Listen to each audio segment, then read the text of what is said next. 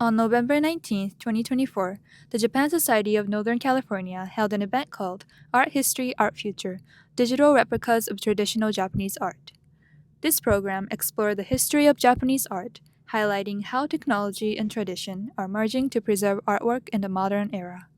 The talk features Soga Shohaku's Dragon and Clouds due to its significance and the process of its reproduction with new technology by Canon's Tsuzuri project. The speakers were Janice Katz and Karen Fraser. Good evening, everyone. My name is Karen Fraser. I'm a professor of art history and museum studies here at the University of San Francisco. On behalf of our Museum Studies MA program, in collaboration with the Japan Society of Northern California, I'm delighted to welcome you all to our program this evening, which is called Art History, Art Future. Before we begin, I'd like to take a moment to read the University of San Francisco Land Acknowledgement, written by USF alumna Kalina Lawrence of the Suquamish Nation.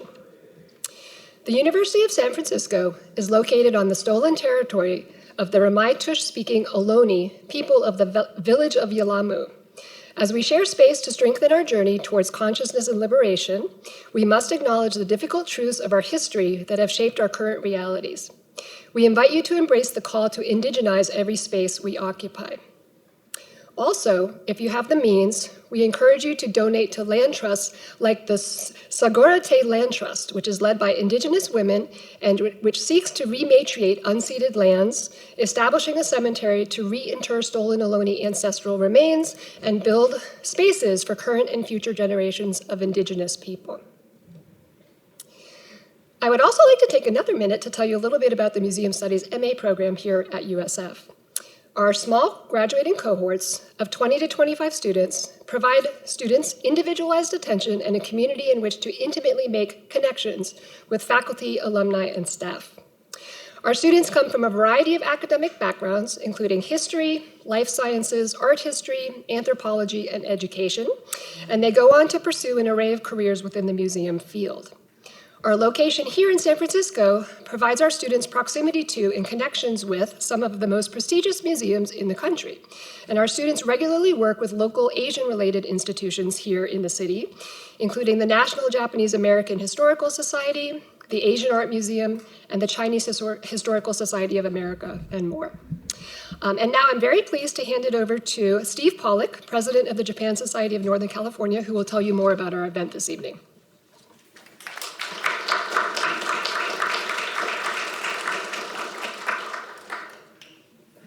Thank you, Karen, and welcome everybody. My name is Steve Pollock, and I am the president of the Japan Society of Northern California.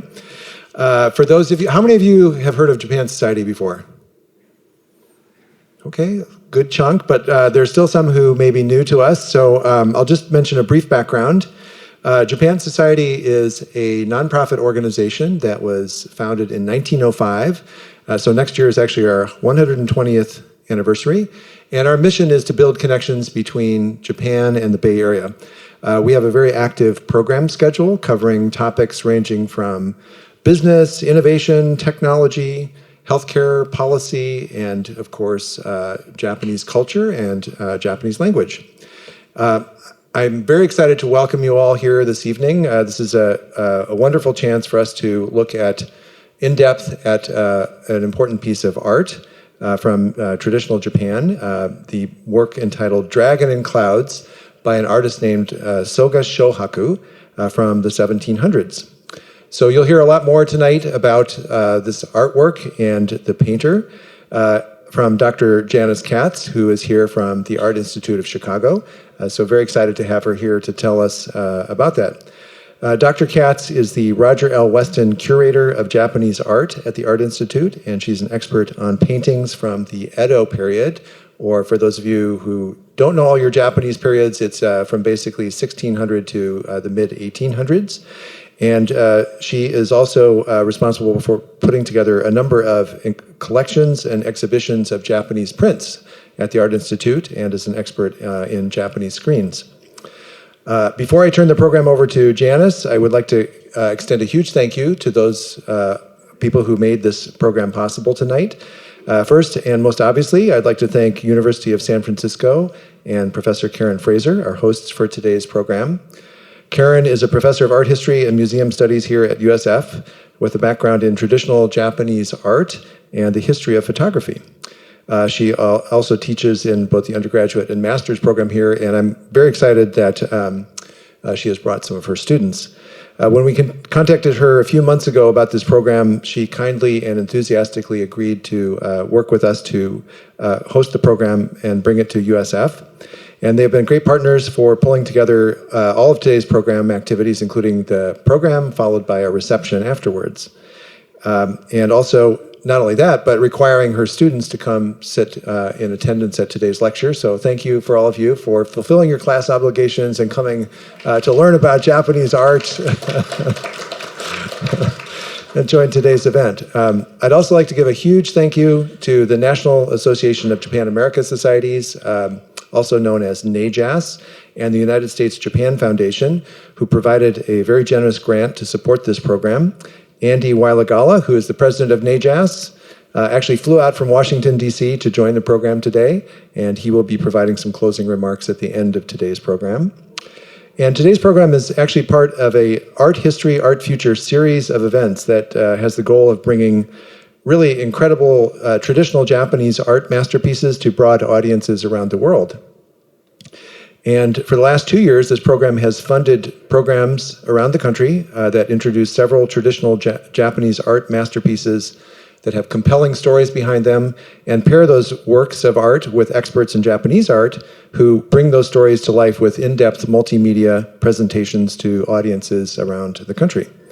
And as you'll hear in today's program, these amazing works have been digitized through something called the Tsuzuri project, which is a joint undertaking between Canon and the Kyoto Culture Association, a nonprofit based in Kyoto.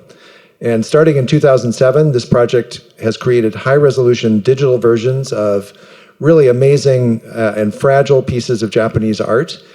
These reproductions are then carefully recreated and donated to the original owners of some of these works for public display, giving access to many more people while preserving the original artwork.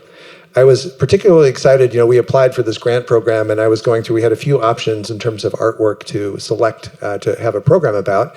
And I was going through, and one looked kind of vaguely familiar to me, and I thought, I think I might have seen that someplace.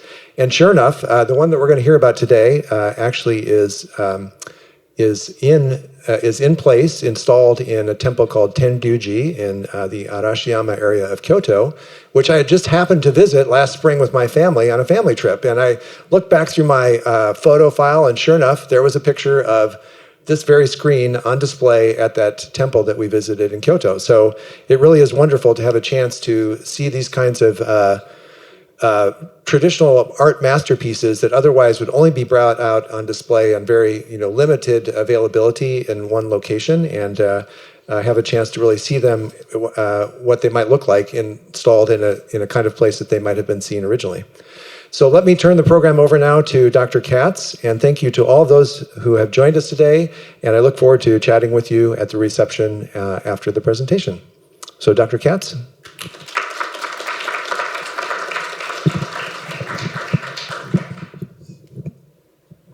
Good evening, everyone. I'm so thrilled to be here for this program. Thank you, Steve. Thank you, Karen. I'm also grateful to Dewan Mercado for so many of the arrangements in order to be here tonight. I'm really grateful to be part of the National Japan-America Society's lecture series, and glad that I can speak to you here in San Francisco at USF. And I want to thank all the society members and the students for coming here tonight.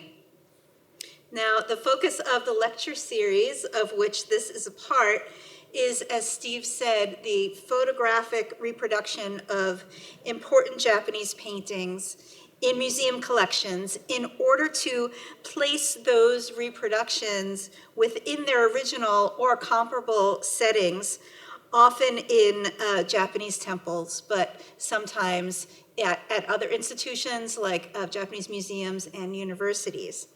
And I have seen these kind of reproductions that we'll be talking about in place in Japan, and they are absolutely spectacular. They are virtually indistinguishable from the real thing, even at close range.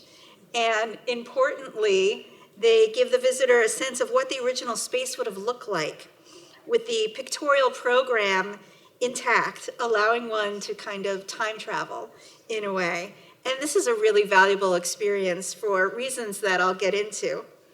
But today, my mission is to talk about one such painting that was selected for reproduction, Dragons and Clouds, which is in the collection of the Museum of Fine Arts in Boston. And as you will have noticed, I am not a curator at that museum, but I will speak from the perspective of a curator in charge of a collection of Japanese paintings in the US, and happy to answer any questions as such. So as a curator at the Art Institute of Chicago, I understand the need to do right by the collection under my care. That is, make sure that important works are seen and studied, and that the field can be advanced and understanding grows. So I have the utmost respect for the Boston Museum of Fine Arts in their job to bring the astounding work I'm going to tell you about today to the public's attention, both here and in Japan. And this journey took a very long time and started before 1911, when the museum in Boston acquired this work. So in a way, scholarship had to catch up with it before its full importance was known. And as knowledge grew and changed, so did the paintings themselves. Their surface, their format transformed and was reproduced. They were hidden and then made accessible to the public like never before. So not being in Boston, delving into the topic of these paintings was a bit of a challenge. But I was able to speak with generous curators there, as well as curators and conservators elsewhere with intimate knowledge of these paintings and the process of having the reproductions made. So it was after learning about the extensive conservation that the original paintings underwent prior to 2012, their display in Japan, that I decided to focus for this talk on the painting's literal transformation. I'll talk about changes to the painting's surface, as well as changes from its original format of sliding doors, fusumae, in a Zen temple, to reproductions brought back to Japan and installed again in a temple, but very differently. As you might know, the dragon in East Asia is a powerful symbol of change and the force of nature. So I think in this way, it's really very fitting to tell you about the changes that the paintings themselves have undergone. But first, let me talk a bit about these extraordinary paintings in some detail. So Dragon and Clouds is a set of 8 separate paintings by the 18th century artist Soga Shohaku. Here we encounter its large head and powerful claws. The dragon has turned its head back in the direction that it came from. Despite the sheer force that the dragon exudes, not to mention the force that it took to create the work, the dragon's expression is one of confusion or perhaps resignation. And I think that this comical aspect was likely intended by the artist. So the contrast between light and dark is particularly pronounced, sometimes sharply delineated with thick outlines and shapes, and other times mixed together through washes that look like ink was poured down the painting. You have the lighter areas, the white areas that are actually the color of the paper that's been left in reserve and not painted on. And then you have these very dark black outlines that were the last layer, and of course all the layers of ink in between those, many layers of painting that are going on. The other 4 panels show clouds and water being kicked up and swirled around by a massive dragon's tail with fins or spikes. Clouds and water seem to morph together with everything in movement. And we have the artist's signature there on the lower right, which dates the work to 1763. So we have a tail, we have a head, but as you may have noticed, there is very little body in between. Those sections in the center area of the composition are lost. And it's thought that quite a few panels are missing, perhaps another 4 panels, but it's not clear how many, because this part of the dragon was, one theory says, not painted on sliding doors that could be removed from their tracks and removed from the temple. They were more like wall murals that were stationary, a part of the wall that stayed in place, and they were not painted on sliding doors. And I'll show you an image in a second so that we can all imagine that together. Also, there's another theory that the part of the body that was in the center was in such poor condition that it wasn't able to be salvaged. And so, you know, there's a few different possibilities as to why that middle section is no longer in existence. So I found this image helpful to understand the type of room. This is another temple in Kyoto from which the paintings could have come. There are sliding doors on either side of the room, and you can also see that there are there's little bits of round hardware on the doors, and those are the door pulls, or the hikite, where you could actually put your hand in and slide the doors open. The sliding doors are on a track. But you see that at the back of this image, those paintings are murals, and they are stationary, right? And so imagine one side of this room having the tail part of our dragon, the other side having the head, and in the middle was the body, right? The part that perhaps was stationary of the massive dragon. And through the magic of Photoshop, we don't have to imagine too hard. Or maybe we do, because I'm really bad at Photoshop. But anyway, I couldn't help myself, so I made this Photoshop rendition of the room with a possible original configuration. The head and tail would be made up of 4 panels each that slide. But you can see at the back here, I've taken the body from a different painting, would have perhaps been stationary and not easily removable from the original room, perhaps explaining why that section did not end up in Boston. So when you would slide the doors open, each panel would move individually. And the full composition would only be revealed once all the doors were closed. And I have this handy animation. Where did it go? Okay, there we go. Just of one section to show you how the doors, you know, would have moved separately from one another. So being in the room with the dragon wrapping around you would have been really powerful. So here are how the panels look when they are on view at the Boston Museum of Fine Arts. I think it's just a wonderful way to install them, to get a sense of their grandeur. And being able to sit right up close with them would have been absolutely overwhelming. The dragon's face, you know, virtually right at eye level, as you can see here, and this is an image of the reproduction done in Japan, and apologies for the image quality.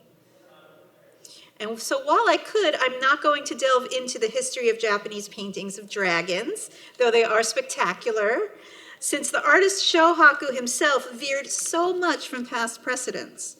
I thought it would be more fruitful to talk about his biography, which helps us understand his label as an eccentric painter. And then I'll show you a few of his dragon paintings as well. And I do believe that dragons must have held a very deep personal meaning for the artist. At the Art Institute, we recently acquired 2 handwritten letters, the only known letters by the artist. One of them includes his only known self-portrait. It's a little picture he did of himself. So I'm going to show you that here while I talk about his biography. The details of his life are sketchy and have many gaps. What little we know was only pieced together by scholars in the 1970s from a small number of documentary sources. We know that Shohaku was born in 1730 to a Kyoto merchant family. A series of tragedies occurred, including the loss of many of his close family members, and likely they lost the family business as well as a result. Shohaku's activities over the next decade corresponding to his 20s are largely unknown, although he emerged in his 30s as a confident painter with a self-created history. And these letters add a great deal to the understanding of Shohaku's personality, and they were written during this lost decade. They're written by the artist who was corresponding with a friend of his, Shinsuke Konishi, about receiving a gift of sake in the year 1754. Shohaku thanks his friend for a gift of a large barrel of sake and includes a poem and a self-portrait of himself drinking from that barrel, drinking from the lid, quite a large volume of sake. The artist Shohaku was known as somebody with a brash and bold personality who liked to drink. No surprise. I've been spending a lot of time considering Shohaku's paintings of dragons because of a work I recently acquired for the Art Institute of Chicago. Dragon and Clouds in Boston was done just a year or two after this work, a pair of folding screens of Mount Fuji and the Miho pine forest. Shohaku's unparalleled technical skills with ink painting and his irreverence with traditional norms are again on full display. Ink paintings having no way to distinguish texture, color, light, and shadow other than with different applications of monochrome ink are regarded as the peak of artistic accomplishment in East Asia. And here you can see that Shohaku is adept at describing lush trees, craggy rocks, a snow-covered Mount Fuji, but also intangible things with ink, such as wind and rain and clouds. Mount Fuji itself is painted in the negative, with the white of the paper expressing the snow-covered mountain, whose contours are created with layers of ink wash surrounding it. So if you look at these screens going from right to left, which would have been the traditional way of kind of reading a painting or this horizontal composition, the landscape starts off pretty calm with a view of the bay, distant hills, until one encounters this dragon. That's a dragon encased in those really dark clouds there, who's kicking up the wind and the rain, affecting the boats in the water that are getting blown about. And in his wake, the dragon leaves behind a turbulent atmosphere filled with dark clouds. Here, you can see him a little bit better here. So the inclusion of a dragon here is particularly meaningful. There's a homonym in Japanese for Fuji and dragon, a Fuji otatsu, which is a homonym that means to cut all unhappiness. And so you can see that Fuji and dragon together are a really auspicious subject. And that here, the smaller dragon is the antecedent to the very large dragon. That's the topic of what we're going to be talking about. That's what I'm talking about tonight. But I think this is probably the most subversive composition by Shohaku because it shows an actual place, Mount Fuji, the Miho pine forest, the landscape surrounding it. This is reality, and then in the middle is a dragon. So I think it's quite eccentric. It's also the earliest expression of this subject, large scale, also that we know of in pre-modern. Of course, Hokusai would go on to do many Mount Fuji images with dragons, but that was about 70 years after this. So that work was done about a year before Dragon and Clouds in Boston, when the artist was 34. And about a year after Dragon and Clouds, Shohaku did this work with a very similar dragon this time, being ridden by an immortal.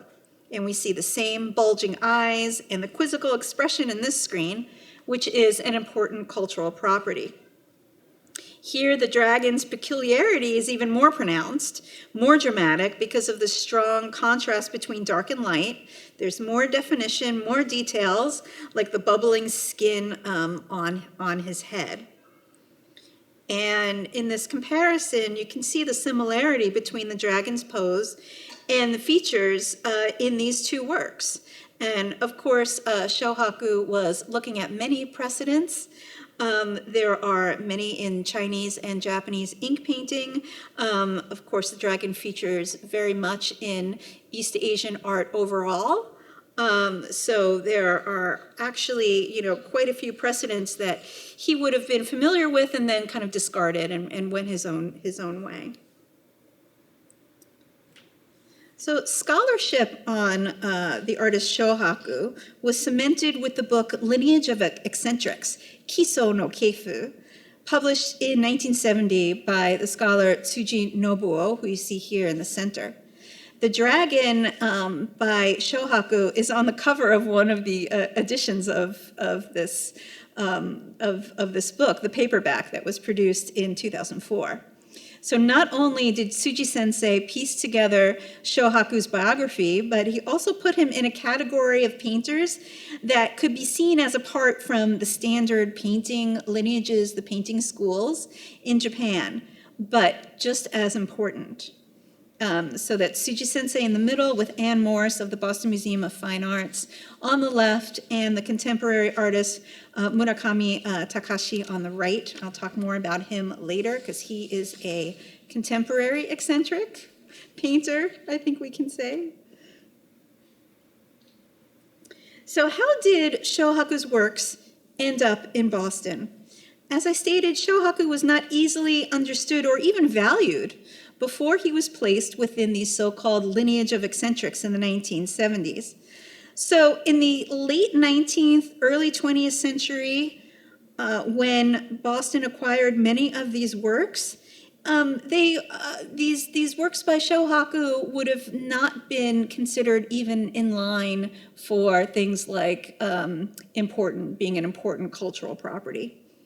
William Sturgis Bigelow, who I'm showing you here, traveled to Japan in 1882, and he stayed for 7 years.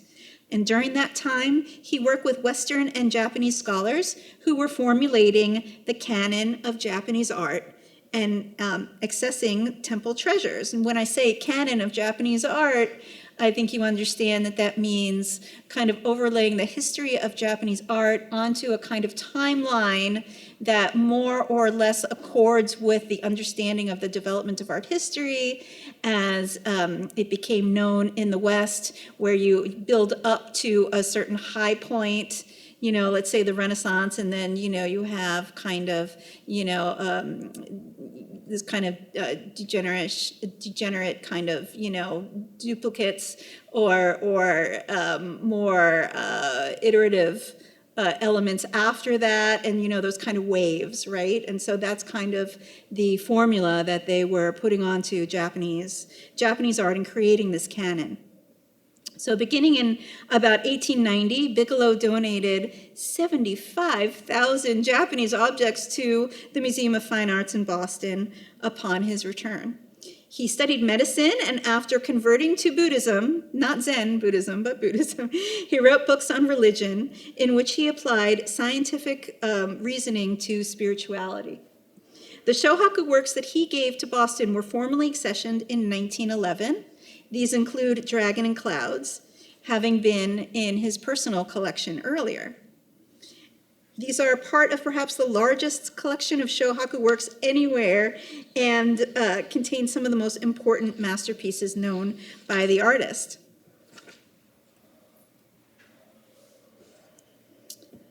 So before 2012, when these paintings were first shown in Japan, they existed in this state in Boston. They had not been put on view since 1911, so that would be about 100 years that they were not put on view. They had been taken off of their wooden lattice that acted as a framework for them when they were sliding doors. and they were mounted on different layers of paper, thick paper, and cotton, actually, that could be rolled up and therefore stored easily. There had been a couple of conservation campaigns, basically to make sure that none of the the ink was flaking off. But it was like very kind of remedial sort of treatment. But, they were in this shape, and you can see that in each composition here, and they're hung up for photography, which is why they're on their side. Would have been 2 of the sliding door compositions that have been put together in each one of these, right? So they had been removed from their original temple location at some point in the late 19th century. They were sliding doors. They came to Boston, and it was probably there that they were taken off of their framework, made into these flat panels that could be rolled up. And there are a little bit unusual dimensions.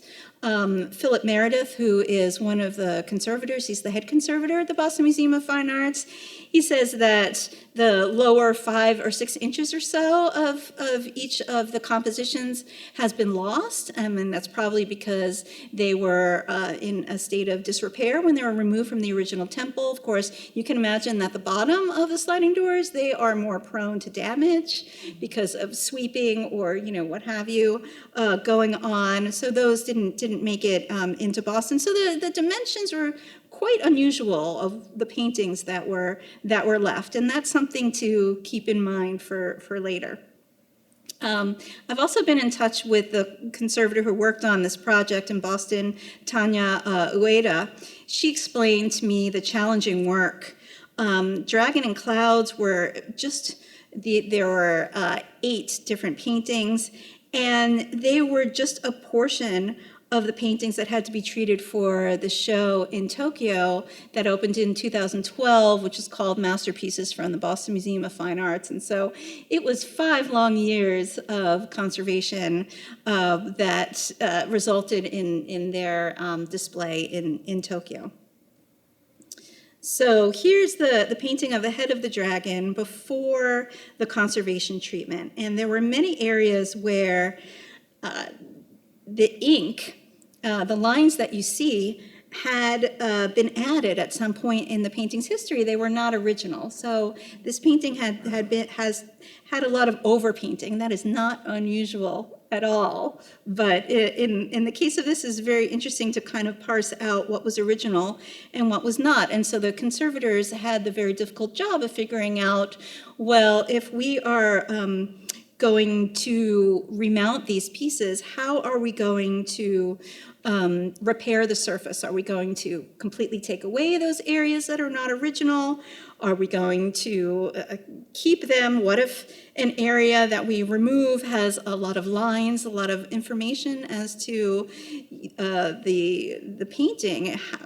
We're not going to go back in and, let's say, draw a dragon's tooth, right? Or an eyeball. That's not something that conservators like to do. They would fill it, they would color it, what they call tone, a repair to match, but they don't like adding in painting information, drawing lines, that sort of thing. And it was also complicated by the fact that the paper here is gampi, which is a very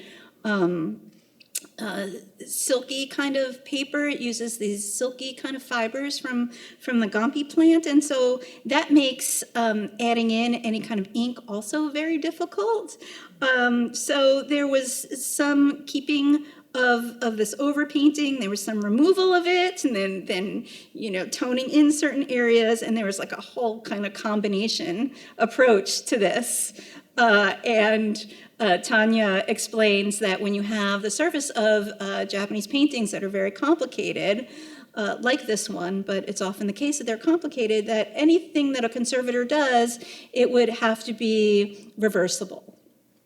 Right? So if somebody comes along and says, this is not in keeping with our current museum approach or conservation ethics, we want to redo it or reverse it, that's entirely possible, right? So here I'm showing you the areas that were not original, and let's see here. And those are the areas that you can see had gotten a bit of toning and treatment from the conservators. So it's not as if you can clearly distinguish the original and the non-original areas, but any of the areas that looked really off were taken out and redone. You can also see that I don't have a point, do I? No, I don't have a pointer, but you can see these little circles on the edges, and that's where the hardware, the hikite, the door pulls, would have been, and it was a curatorial decision in order not to put any hardware back on. I think that's because they were not going to function as sliding doors anymore. They were going to be put back on their wooden framework, but they weren't going to be able to be opened and closed. And I think that's probably why that decision was made.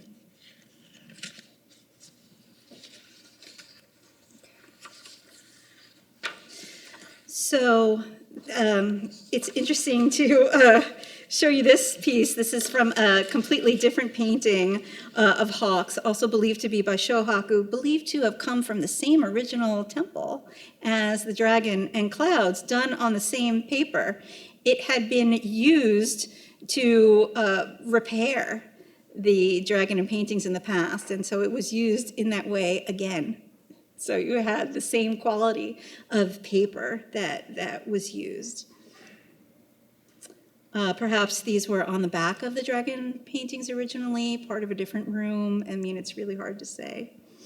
So this image that I'm showing you is when they were first on display in 2012 in the Tokyo National Museum for the masterpieces of the Museum of Fine Arts Boston exhibition.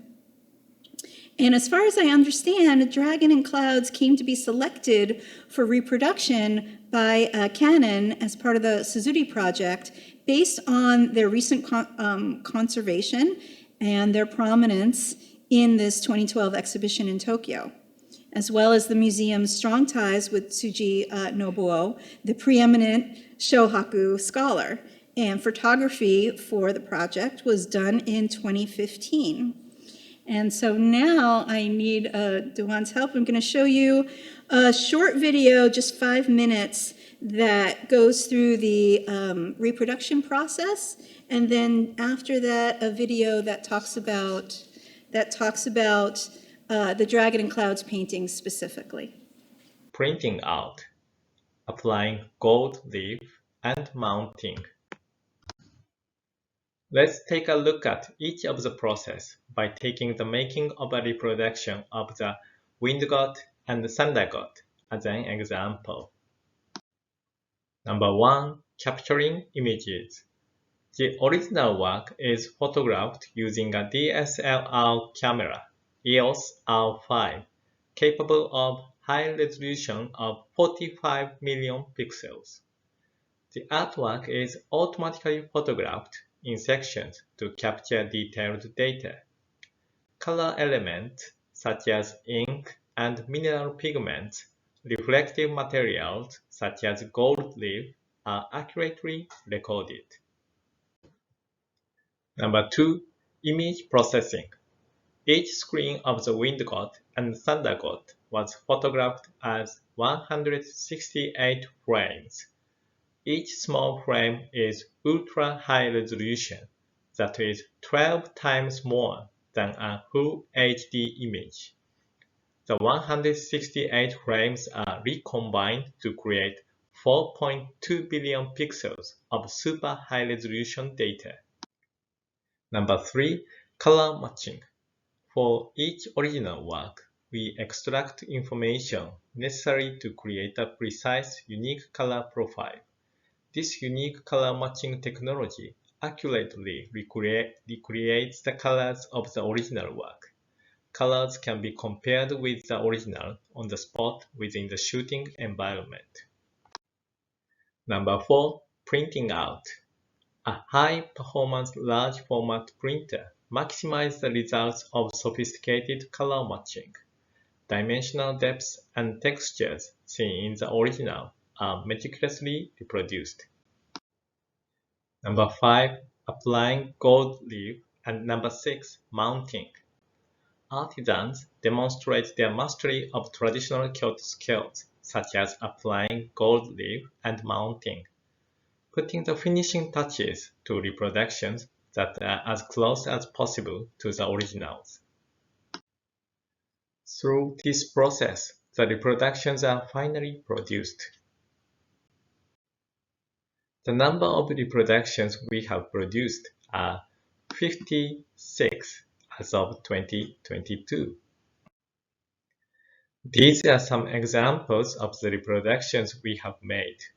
Here, I must emphasize that this project has only been made possible with the cooperation of museums and temples inside and outside Japan.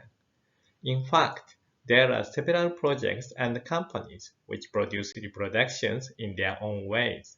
So, from here, I'd like to talk about what makes Tsuzuri project unique. Number 1. Okay, I think we're gonna stop there and move to the next video that shows Dragon in Clouds in particular and the photography and printing out for that work specifically. First, images are captured using a Canon EOS digital SLR camera. A specially designed pan-tilt head makes it possible to photograph the work one section at a time. After image correction, each individual high-quality image comprises several 100 million pixels worth of data. Lighting conditions are analyzed on the spot to ensure accurate color reproduction. This not only streamlines the color matching process, but also minimizes the burden on the cultural assets. The digital data is brought back to Japan and output on a Canon Image ProGraph large format inkjet printer. Mounting by Kyoto-based paper hanger Hirokazu Yokoyama completes the print's transformation into a work of art.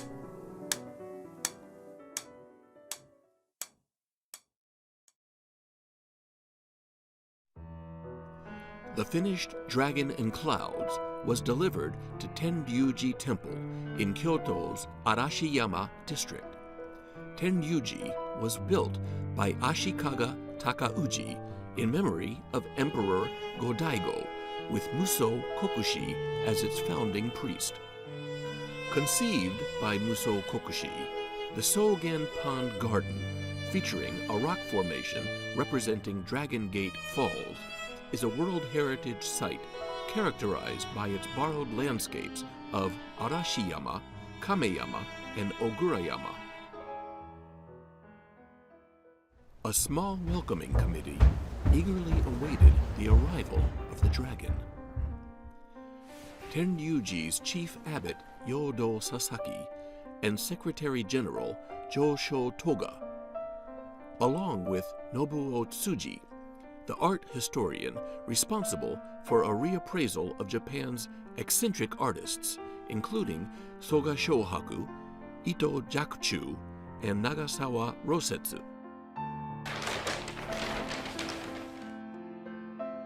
目の表情がね、独創的というか。やっぱりその目玉はこのすごい爪につながってると、その爪の先に怪しい雲が垂れていると、そういうなんか物語的な連続的な展開になってるわけで、それがやっぱりこの作品の見どころだと思いますね。ボストンで展示されるのは4年に1度ぐらいしか展示されないということですから、それがここで見られるとなると本当に素晴らしい文化遺産の日本里帰りっていうことになると思うんですけども。龍というのは仏教の法を守るご法人でもありますし、これからはこの作品を大切に保存し、またたくさんの方々に鑑賞していただきまして、日本の文化の理解を深めていただきたいと思っているわけであります。型にはまらないというところがなんか本当にもうポイントだと思いますね。こういう作品を見ると、あとこっちの心までなんかね、型が破れたような感じがするという、大変愉快な絵ではないかと思います。こういう絵ですと近くへ行ってみると筆の運びとかいうのがすぐ分かるわけです。だから絵を勉強するためには一番必要なものじゃないかなと。子どもたちにこういうふうな絵を間近に見せるっていうのがやはり一番いいことじゃないかなと。これからの上層教育には一番大切なことじゃないかなというふうに私は思います。Although Soga Shohaku Pause there. Thank you for the technological assistance.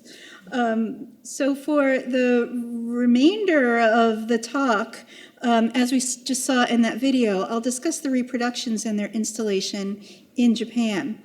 So you saw that the reproduced panels were mounted and installed in a temple in Kyoto, specifically Tenryuji, the Temple of the Heavenly Dragon.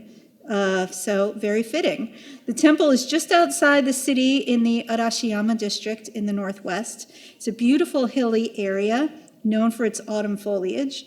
It's a World Heritage Site, the main temple of the Tenryu sect of Rinzai Zen Buddhism, one of the Gozan, or 5 most powerful Zen temples in Kyoto since the medieval era. The abbot's quarters, where the paintings were placed, is at the center of the temple complex. It opens onto an amazing garden with a large pond. In the words of one author writing on the garden, it's a place where aspects of nature are held to be sacred. The name of the temple is said to have come about because of the appearance of dragons in the dreams of Emperor Go-Daigo. Construction on the temple began in 1339, and the warrior Ashikaga Takauji dedicated the temple on its founding to the emperor. It holds the graves of 2 other emperors, and its history is long and storied. So I understand that a lot of research was undertaken, and at least 2 Japanese television, full-length Japanese NHK television specials were made trying to find, has anyone seen those? I wasn't able to find them, trying to find the original location of the dragon and clouds, but that was not possible. So given Tenryuji's strong association with dragons, and its ability to accommodate the kind of unusual size of the works. Art historian Tsuji Sensei worked with temple representatives to have the works installed there. Dragons have long been considered symbols that protect Buddhism. It's customary to draw a dragon on the ceiling, usually of the Dharma hall, where the chief priest preaches, with the meaning of bringing down the teachings of Buddhism. Also, since the dragon is said to be a god of water, it also plays a role in protecting the temple from fire. Water equals creation. So a rising dragon in spring and a descending dragon in the fall are like rising water mist, and then the falling of that water as rain, something that is cyclical and generative. Dragons have been associated with Buddhism and the dedication of temples, specifically since the 6th century, as written in the Nihongi, Japan's earliest written history. And here are 2 well-known dragon ceiling paintings by Kano Tanyu, done in 1636, the one at the left at Daitokuji, and 1656, the one on the right from Myoshinji. In fact, a ceiling painting of a dragon was one of the direct models for Shohaku's work. This is by Takada Keiho, a member of the prominent Kano school of painting and likely one of Shohaku's teachers. even though he says he has no teacher. It was done in 1743. Other dragon paintings exist at Tenryuji. In 1997, the dragon painting on the ceiling of a different building was done by the contemporary artist Kayama Matazo. So how are we to see this reproduction and its new installation? There are many advantages and a few drawbacks. It's regrettable that the original temple could not be identified, and that part of the work, the center portion of the dragon, is missing, and therefore can't be part of the composition. The new installation can't give us, the viewer, a sense of the dragon wrapping around us in a room, nor of how it would feel to slide the doors open and change the composition. However, I think that there are many benefits that outweigh these drawbacks. First of all, the paintings can be seen. Even in Boston, they can rarely be on view because of the damage of light exposure. So having the replicas on view brings these works back into the consciousness of those seeing them in Japan with a sense of pride in their history. And in so doing, they provide inspiration for visitors and artists alike. For example, here is the work by Takashi Murakami, the contemporary artist who you saw before, with one of his newly created versions of this composition, which gives them new life. This is his red dragon. There's also a blue dragon. They're pretty fantastic. So if we see the Tsuzuri project's goal as not so much creating exact replicas of what the temples used to look like, but more with the purpose of bringing these works back to Japan, back into a general environment of reverence and meaning, and allowing people on opposite sides of the globe to view works that are otherwise rarely on view, I think it's a big success. A work must be seen to even have questions about it asked. So when it's not on view, we're not able to have a conversation about it at all. Thank you.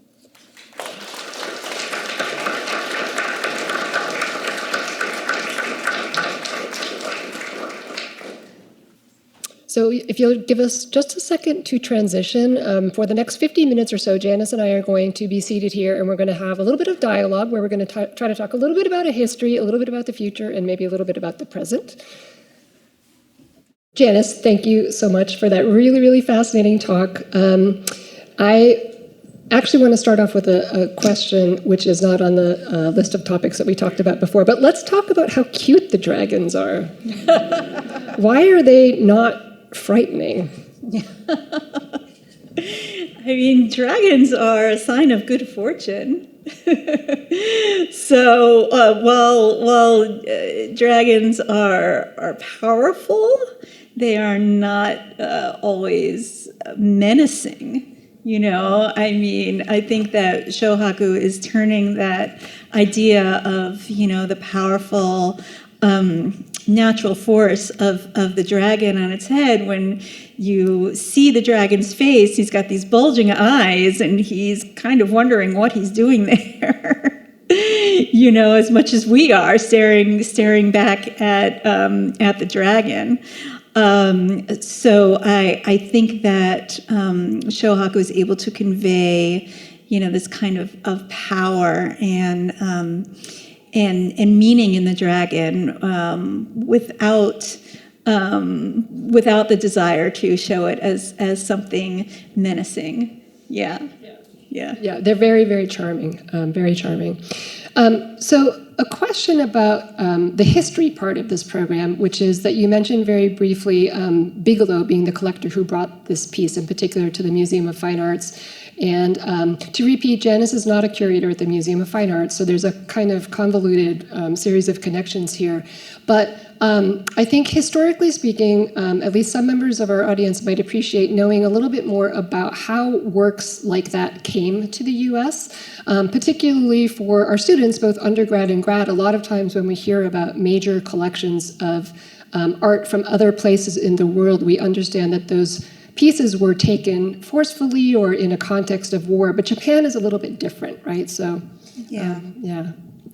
So, you know, it goes back to what I was talking about with these really important figures, Bigelow, but also Fenollosa and Okakura, Tenshin, and creating this idea of, what are the masterpieces of Japanese art? What is the canon?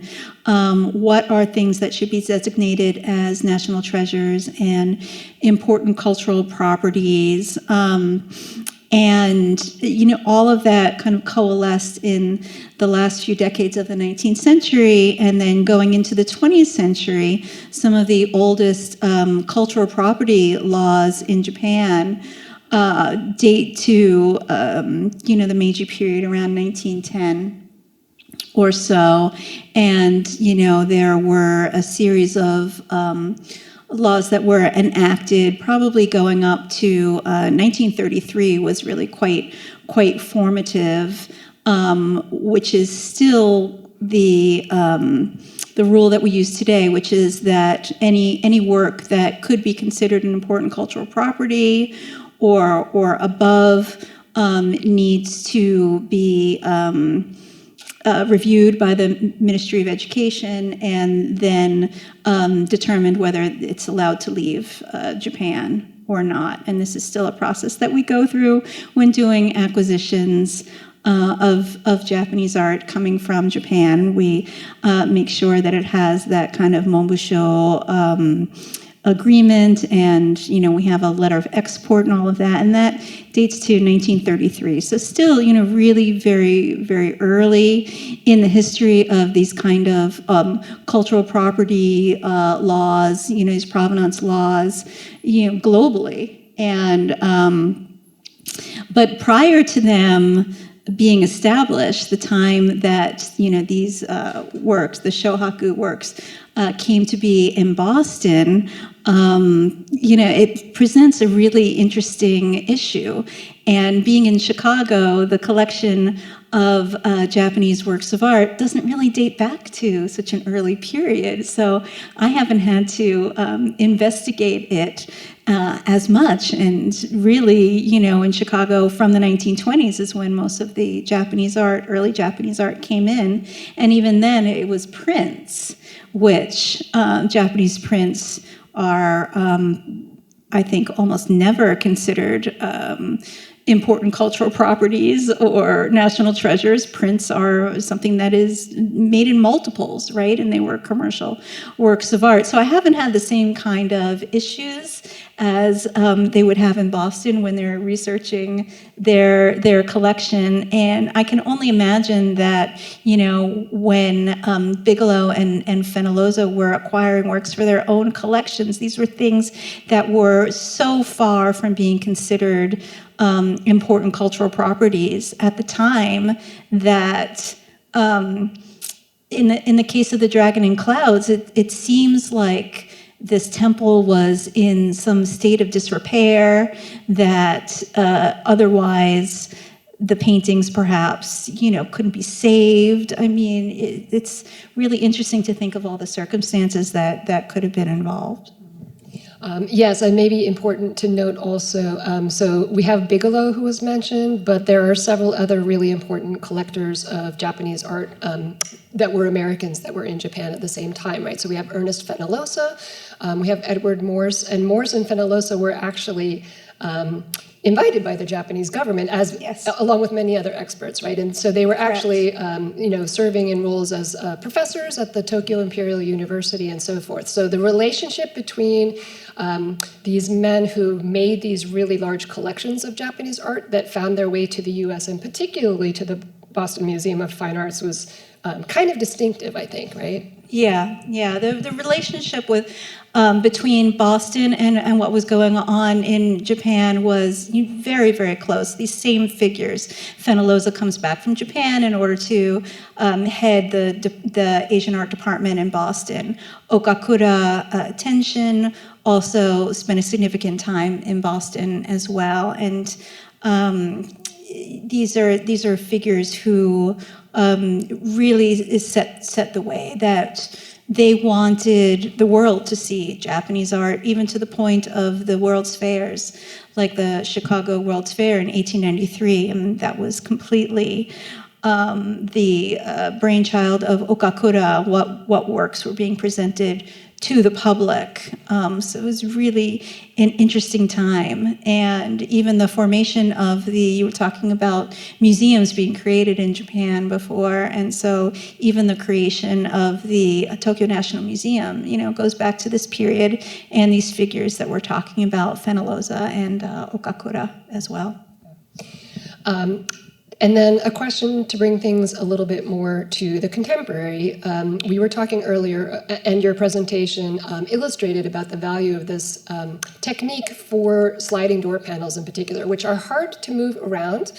If anyone, I would actually encourage everybody to look at the Canon Tsuzuri project website, because it has pictures of a lot of different, of a lot of the other recreations that they've made. And so I wanted to talk a little bit about screens, folding screens, as opposed to these, because those do seem like something that can move around in a way that these cannot, right? Right. Yeah, so sliding doors, or fusumae, they're set in tracks. Right? So the architecture has to be able to accommodate them. And they literally form the walls of a room. And folding screens of the type that you see up on the wall over there are not confined to a certain room or a certain type of architecture. They can be moved around. I mean, that's the whole point in having folding screens, that they can be configured in many different ways. They could be folded in different configurations in order to kind of close off a certain area in a room, or be a backdrop to, a certain ceremony or important figure, that sort of thing. And they are not, it's almost impossible to know where they came from, and to be able to find, a room that they would have been shown in the case of folding screens,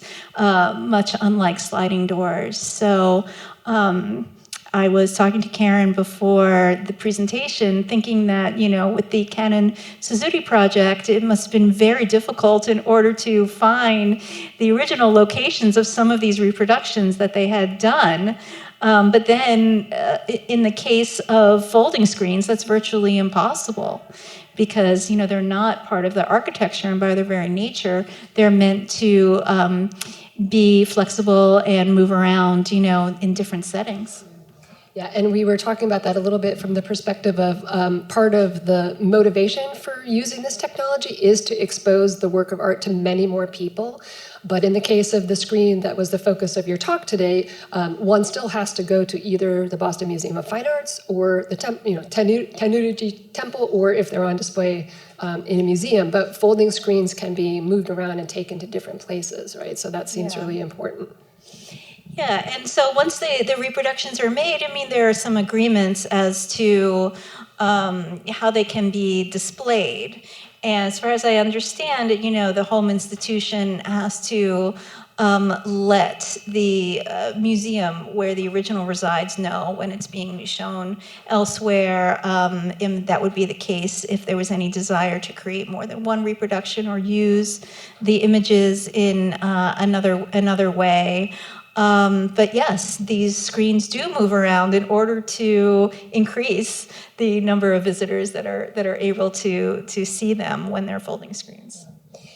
Do you have any interesting stories you can share about the decision-making process, or any kind of inside details about?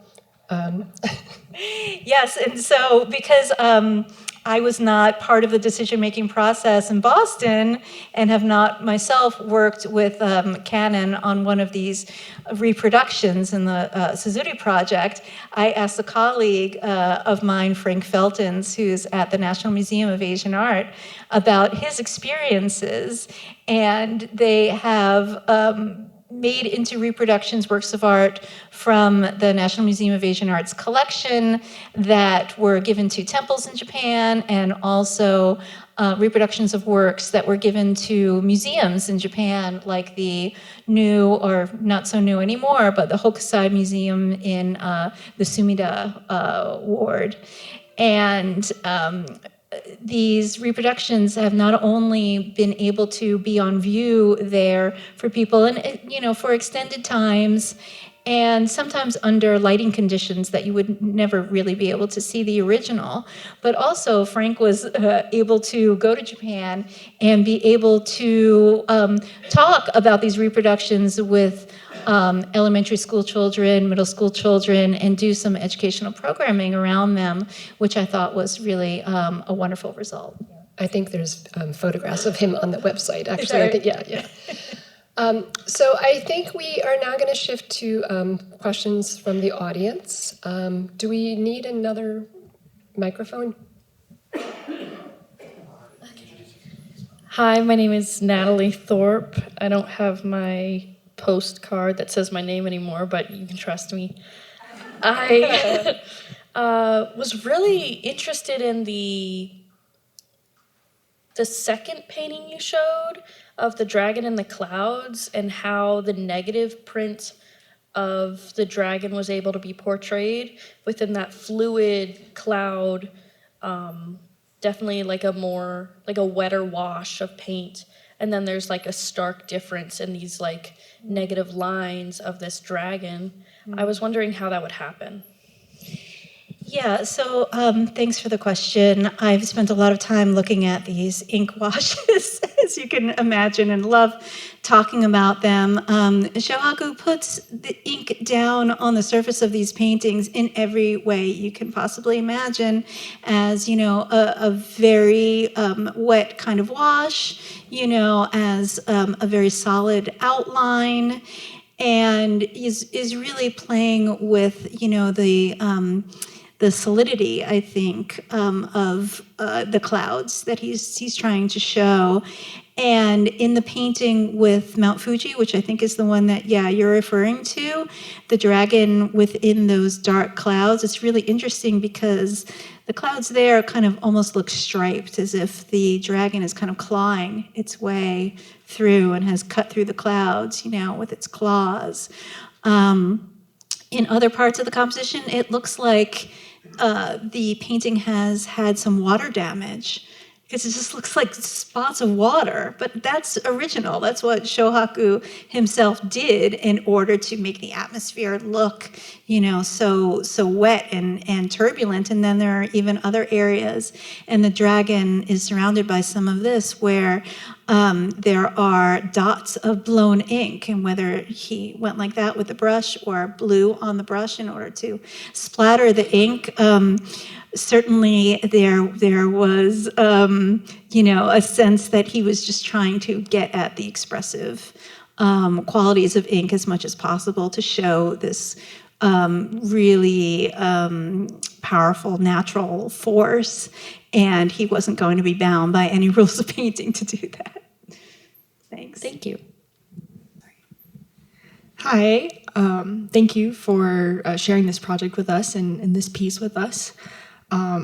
Not to be that person, but I have two kind of related questions. I wanted to ask, do you see this through the lens of cultural repatriation or as a conservation of the temple's cultural heritage, or maybe as a mix of both? And do you think that there are any ethical considerations for reproduction being offered to the culture of origin while the original stays in America? Mm-hmm. Yeah, I see it as both an opportunity to have these works shown within a more original context, and for more people to see them. So in that sense, it's kind of a repatriation. And as you saw in the video, certainly there are many in the Japanese art world who feel that and call it a repatriation in a sense. But also in terms of conservation, it's just a fact that the originals cannot be shown for long periods of time.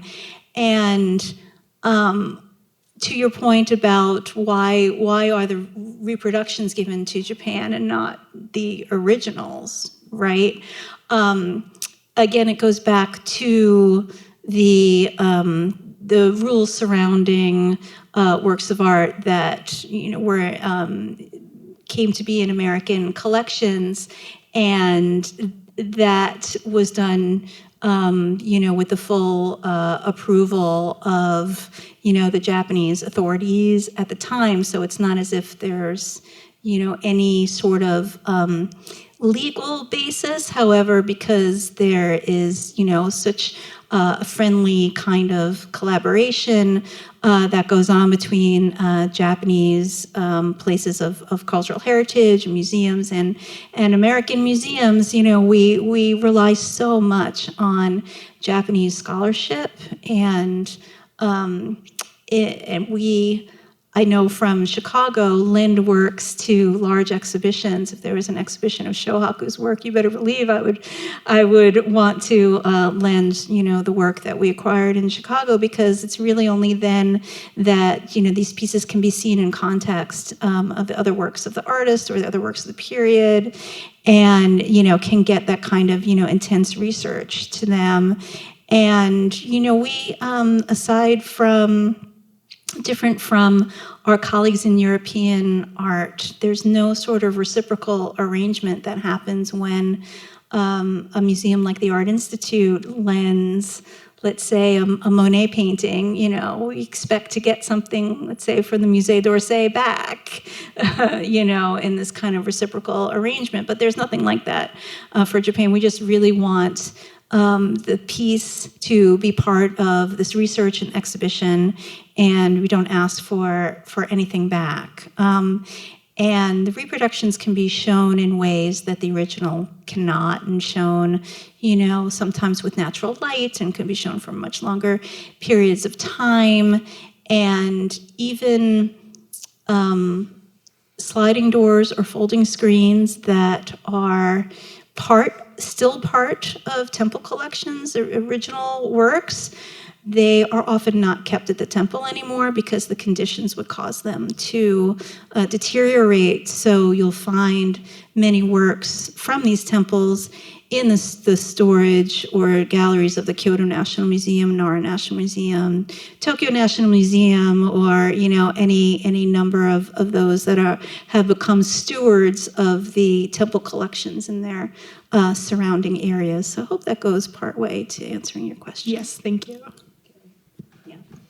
And just a follow-up comment that to me is a little bit connected to that pair of questions is the very interesting fact that the restoration, the recreation, the facsimile often is actually of a higher quality is not the quite the right word to use, but like they restore them to a better condition than they were, right? So I don't know if you want to say anything, if there's anything to be said about that.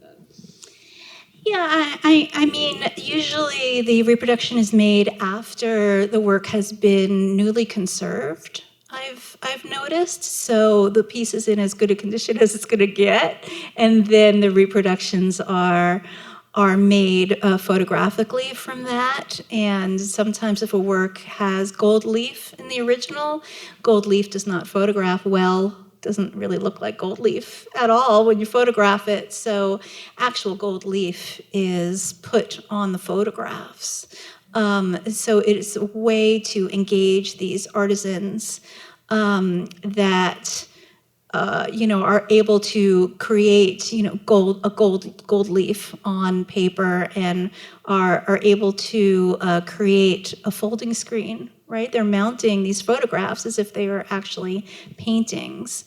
And so engaging the mounting studios to do folding screens or sliding doors, all of that using artisans, mostly in the Kyoto area, because Canon works with the Kyoto Cultural Association in order to do that. So Canon doesn't see them as just reproductions in a way. Yeah. All right, and I think if we have time for one more question. Thank you. Hi, I wanted to ask you about the reproduction in the temple. The top of the painting seemed very yellow, and I didn't notice that in the original. Did I miss that, or was the color different in the reproduction in the temple?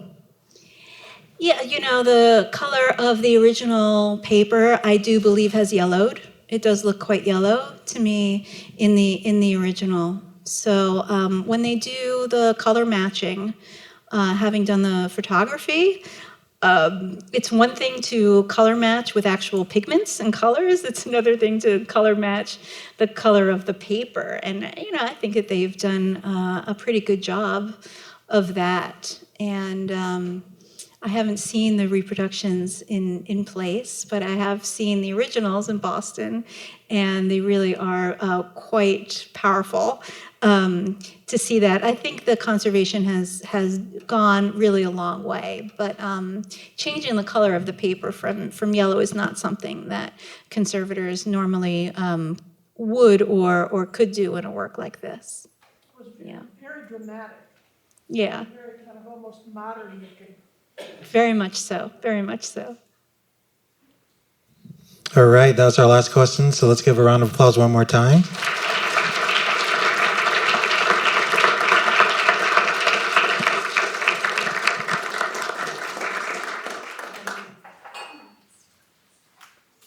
Well, thanks, everybody. Andrew Wylegala from National Association of Japan America Societies. And it's a real honor to be able to have first consumed and heard that wonderful discussion from Dr. Katz and the wonderful back and forth with Dr. Fraser.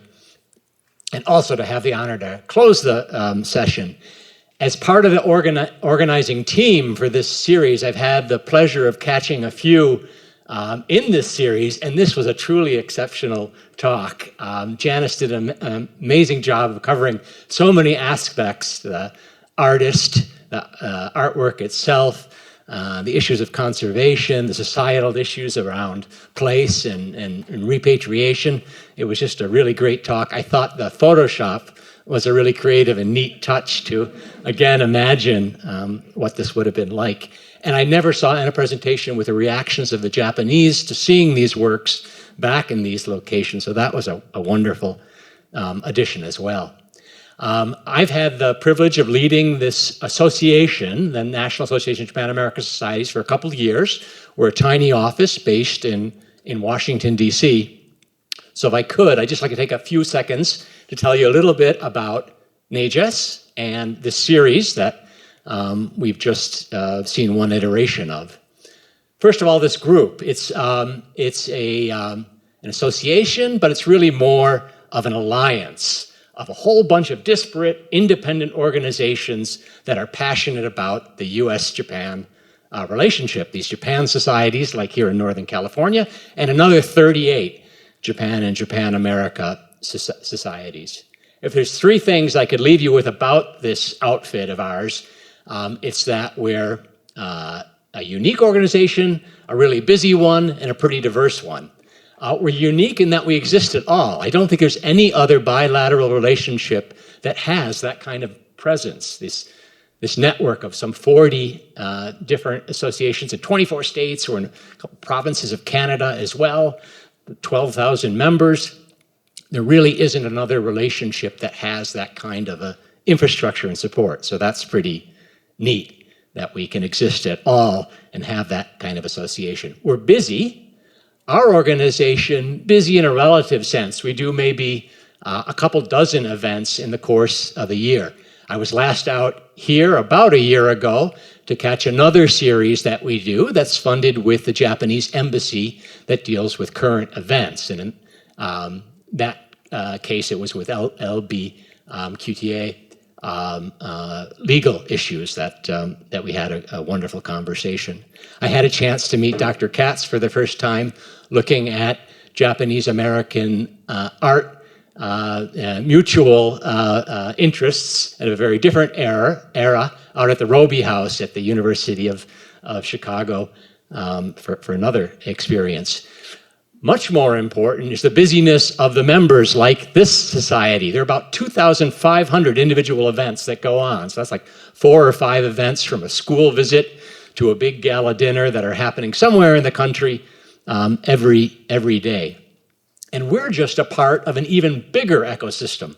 So Steve and Miho have seen me push a product that we put out, which kind of reflects just how big this group of passionate interests between Japan and the US are. I mentioned we're 40 organizations, but we named this the NAJS 99, and we random number, but we picked out 100 different organizations in the civil society space that have some different aspect of this relationship. So it's really a neat celebration to be able to put together a booklet that just sort of touches on the surface of that. We're a diverse organization because we have large entities like the Japan Society in New York, and we're talking about Boston with its 120-year history, and then we've got tiny little all-volunteer associations that maybe only have a few years of history, and their interests are all very different and diverse. This series, Art History and Art Futures, is just 2 years old, but it has some really neat dimensions, and Dr. Katz touched on so many of those about questions of art and art history, of conservation, the role of reproductions in society, repatriation, these very interesting elements. So we're very grateful to the U.S.-Japan Foundation, who has funded this program for the last 2 years. This is our 7th, and we are going to be finishing up the 2nd year in Atlanta a little bit later in the year, early next year. But I have to bring some sad news, and that is that unfortunately, even though our friends at US-Japan Foundation feel very strongly about this project, they're moving elsewhere with their funding. So we're in a bit of a pickle at NAGIS, and we're going to be looking around for another partner who would like to collaborate with us to keep this really interesting investigation alive. If you have any ideas, I'm all ears for that. So with that, I'd just like to again reiterate the thanks to everybody who made this possible. Start with Japan Society of Northern California for putting this together. To the University of San Francisco, of course, for hosting. And it's really neat to see so many of the students involved in this. This was a request of our financiers. Perhaps if we'd had more students earlier on, they would have stayed with us longer, but we're very glad that you participated. Thank you to Dr. Katz for the fantastic preparation and delivery of this program. And the last thing to mention is that nobody should leave, because there's a fabulous reception set up for everybody just around the corner with some lovely refreshments. So with that, again, I'd like to just say thank you very, very much for this opportunity, and it was a pleasure to be here.